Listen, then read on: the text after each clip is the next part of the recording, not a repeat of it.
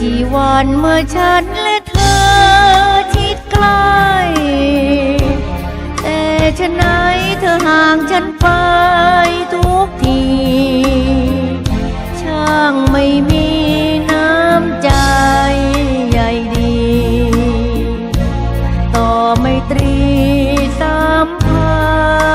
นธ์เริ่มแต่วันที่เราคบกันคล้ายเพื่อน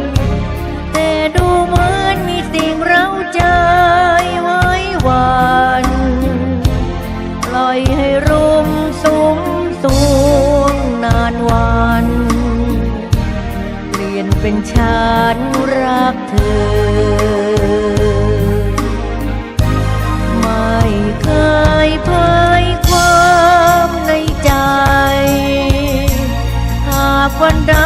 เผยใจกลัวเกิดเฝ้า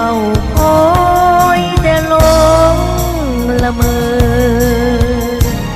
อย่าเมื่อเธอห่างไปอยากให้เธอได้มองเห็นใจฉันหน่อยแต่เพียงน้อยคือหนึ่งมิตรเคยชิดใกล้จะคู่ควรเสมอเธอเพียงใดสุดแต่ใจของเธอ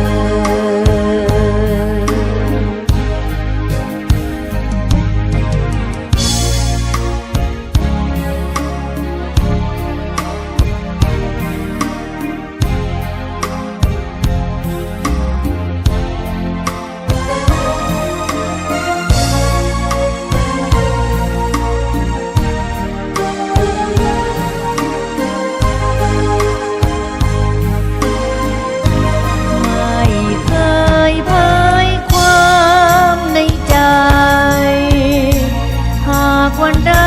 เผยใจกลัวเกิดเฝ้าคอยแต่หล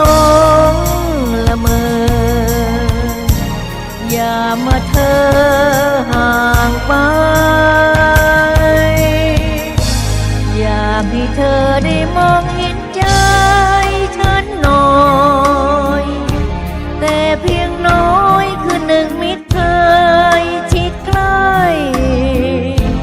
จะคู่ควรเสมอเธอเพียงใดสุดแต่ใจ